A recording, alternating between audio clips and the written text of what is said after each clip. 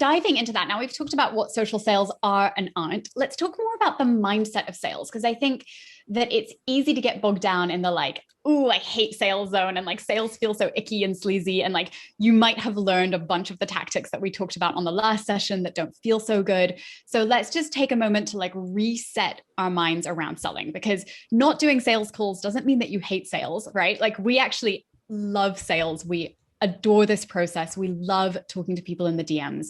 And that's because the way we see it, sales isn't sleazy, especially not social sales.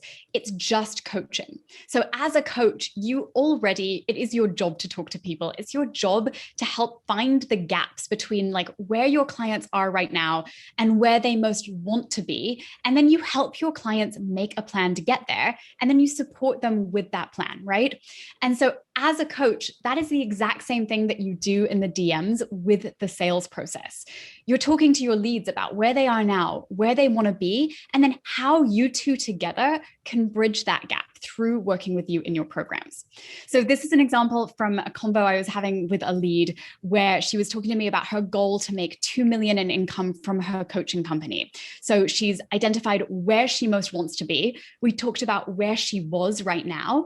And from there, from asking this question about her revenue goals and what she's currently offering, I was able to say like, okay, let's break that down. Let's see how you might get there through having a high ticket offer that's on Evergreen. Let's run the math together. So where your lead is now, where they most want to be, and then how to bridge the gap. That is just coaching. And it also happens to be a super effective sales strategy.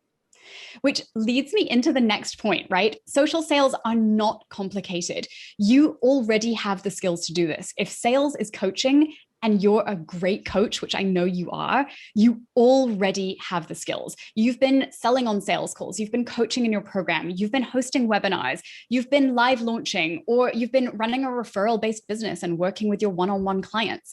Like if you've been doing any of those things, you have transferable skills. Because just like this lead said to me right here, this process is all about empathy and storytelling and being able to mirror what somebody's telling you, being able to connect with them. And you already know how to do that. So it's not too hard. It's not beyond you. You have the skills. And with the right mindset, sales are really fun. So you're not coercing somebody like we talked about before. You're not pushing them. You're not being high pressure or like salesy. You are being a coach, and you get to coach somebody towards saying yes to that huge thing that they've been dreaming of. And you know that if you've qualified your leads right, which you will have using our system, you know that this person is 1,000 times better off with you and your program. And you feel so genuinely excited to help them achieve their goals that getting them to a yes, helping answer their questions, helping overcome objections, it's not pushy. It's actually like really fun and really fulfilling for both of you. And there is always, always more where that came from. So just like not every sales call ends in a yes, not every DM conversation ends in a yes or an enrollment either.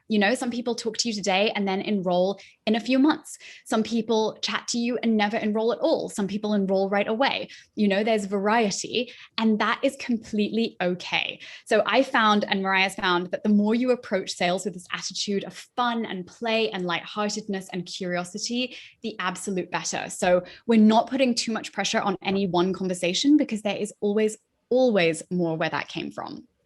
And then the huge thing to remember as well is that you're going to get so much better with practice. So getting good at social sales and getting good at overcoming objections and answering questions is a skill.